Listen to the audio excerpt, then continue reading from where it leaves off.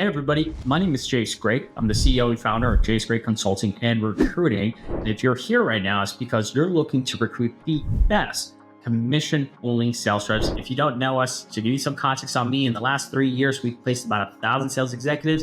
About 500 of them were commission-only.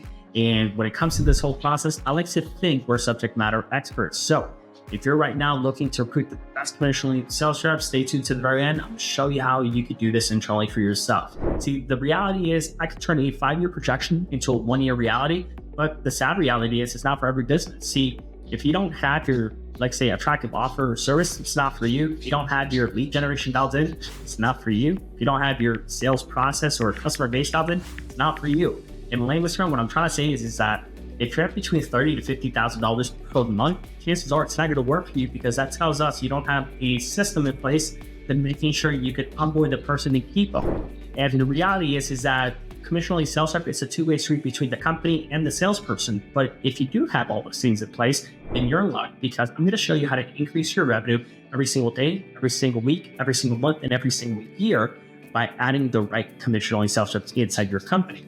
Now, the cost efficiency side to it is that you're going to be able to lower your cost because you only pay them once they close a deal. And that's going to be the beauty about bringing a commission-only sales rep inside your business. You're only going to have to worry about paying them once they close the deal. However, there is a big but here. You can never tell them how many hours they're supposed to work. That's right. You cannot tell them how many hours they are supposed to work. If there's about 3, 5, or maybe 10 appointments on their calendar that day, that's basically, it. That's how many appointments you're going to be taking that day. You can't really tell them anything else other than, showing up for those calls.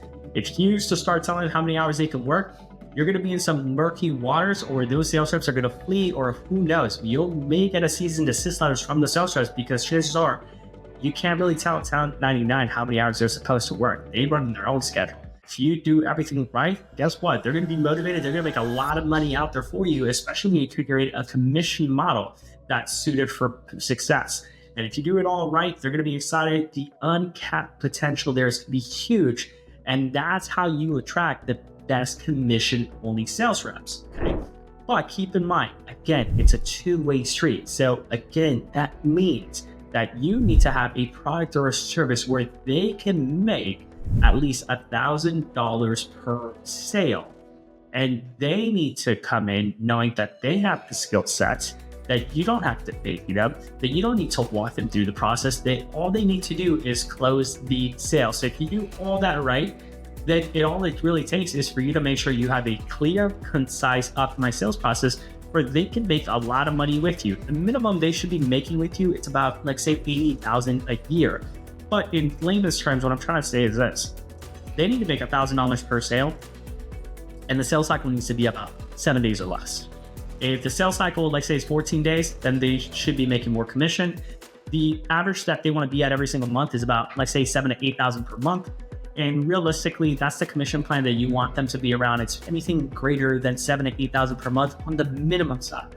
So if you could be in that position, then the next step is really to making sure that you have enough lead flow for them. And when it comes to lead flow, it's a touchy subject, because you got demos, you got triages, you got a lot of these appointments.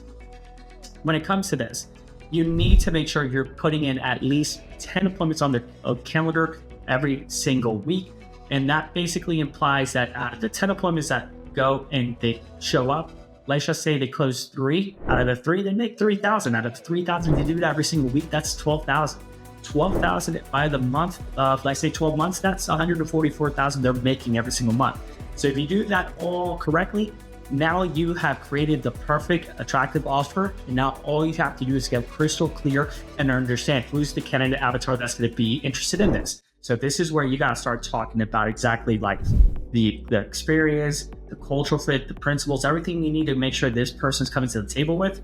And then you got to make sure you're outlining everything from the pre-commission payouts. So you got about commissions, the bonuses, the incentives, the residuals, and terminations. We never want that, but you also got to go over it. Once you go ahead and put that all in place, you go to the market, you go out and you start the process for recruiting. Now, give or take, the process for recruiting for us takes about an hour or 2 hours per person.